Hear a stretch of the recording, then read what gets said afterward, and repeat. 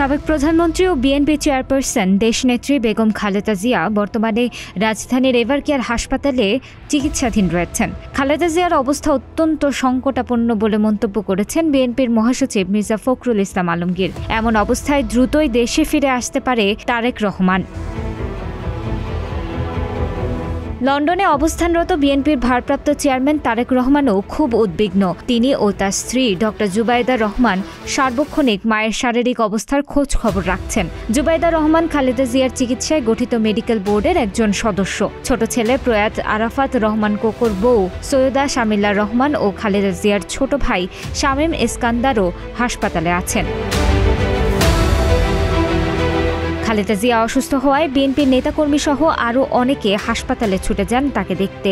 বিভিন্ন পর্যায়ের নেতারাও সেখানে ভিড় জমান। এই পরিস্থিতিতে তারেক রহমান শিগগিরই দেশে ফিরছেন বলে জানা গেছে। আগামী ডিসেম্বর মাসের শুরুতে জাতীয় সংসদ নির্বাচনের তাফসিল ঘোষণার কথা রয়েছে। সে সময় বিএনপির ভারপ্রাপ্ত চেয়ারম্যান তারেক রহমানের দেশে ফেরার একটি সম্ভাব্য তারিখ আলোচনায় ছিল। বিএনপির নেতারা বলছেন তারেক রহমানের এমন পরিকল্পনা ছিল যে পবিত্র ওমরার জন্য সৌদি আরবে যাবেন তিনি, এরপর সরাসরি লন্ডন থেকে ঢাকায় আসবেন। কিন্তু হঠাৎ মায়ের গুরুতর অসুস্থতা এসব পরিকল্পনা পাল্টে দিতে পারে এবং দ্রুতই তাকে দেশে ফিরতে হতে পারে।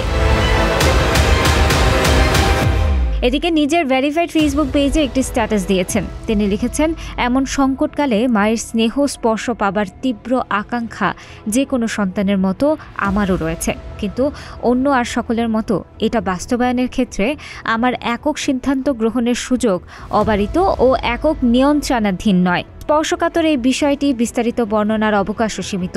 রাজনৈতিক বাস্তবতার এই পরিস্থিতি প্রত্যাশিত পর্যায়ে উপনীত হওয়া মাত্রই স্বদেশ প্রত্যাবর্তনে আমার সুদীর্ঘ উদ্বিগ্ন প্রতীক্ষার অবসান ঘটবে বলেই আমাদের পরিবার আশাবাদী।